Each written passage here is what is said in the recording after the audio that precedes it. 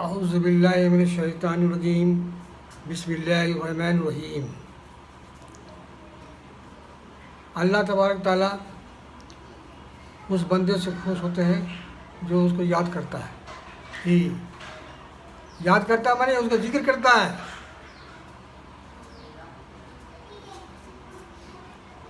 اللہ تبارک تعالیٰ کا یاد کرنا گویا ہم اللہ تعالیٰ کی بڑائی کے ساتھ حمد و ثنا کے ساتھ یاد کرتے ہیں، تو اللہ تبارک تو یہی چاہتا ہے کہ ہم جس منشا کو لے کے اس انسان کو بنایا ہے، اب منشا میرا کیا ہے کہ یہ اس کو خاص کر ہم نے اس کو عبادت ہی کے لیے بنایا ہے۔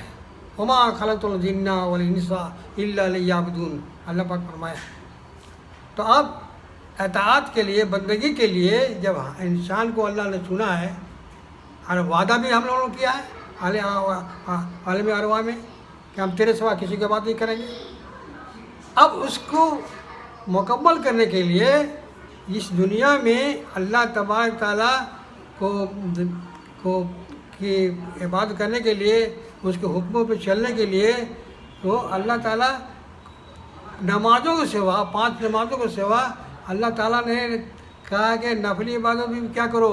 نفلی عبادت میں نے جیسا کہ آپ نے اس سے پہلے بھی بتایا آپ حضرات کو ذکر اذکار کے بارے میں، کہ ذکر اذکار جتنا زیادہ ہوگا اللہ تعالیٰ اس بندے کی ہر دعا کو قبول کرے گا۔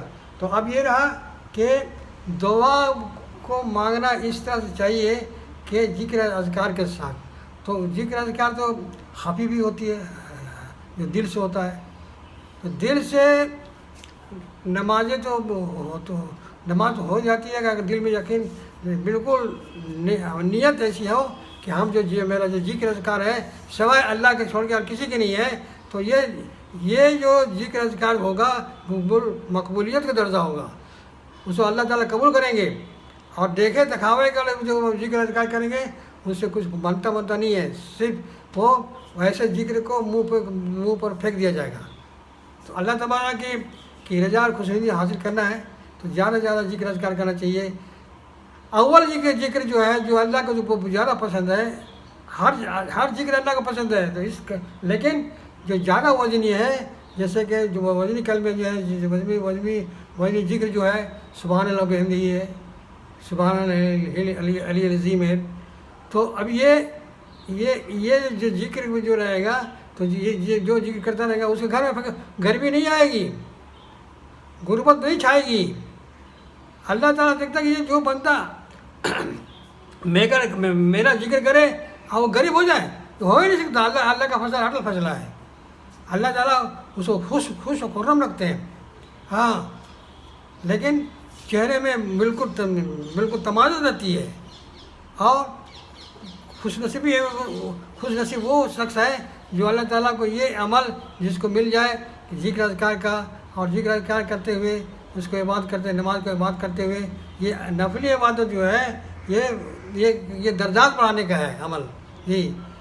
جنت ملے گی لیکن درجات جنت میں بہت سی درجہ ہیں، تو اس کو بڑھانے کے لیے ہم سبوں کو زیادہ سے زیادہ ذکر اذکار کرتے رہنا چاہیے، اور تاکہ میرا دنیا بھی بنے اور آخرت بھی بنے۔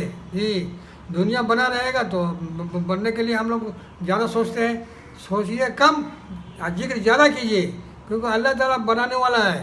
اللہ تعالیٰ دنیا بھی بنا دے گا اور آخرت بھی بنا دے گا۔ ہمارے سوچنا صرف اس کام، میرا سوچنا صرف ذکر اذکار عبادت کے لیے ہونا چاہیے۔ اللہ تعالیٰ ہم سب کو توفیق عطا فرمائے۔